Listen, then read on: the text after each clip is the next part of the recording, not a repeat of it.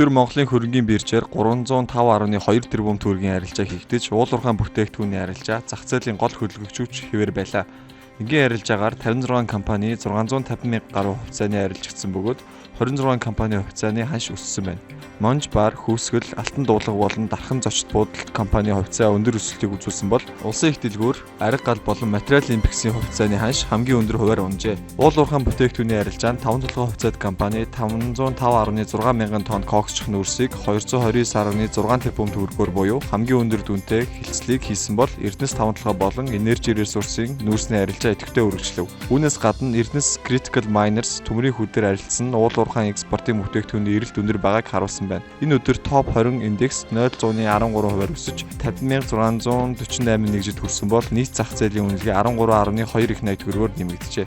Хэрэв та Монголын хөрөнгийн биржийн арилжаанд оролцохыг хүсвэл Тэнгэр Капитал, Үнцасны компанитай 77.1 тэг 2 72 дугаарын утсаар холбогдоорой.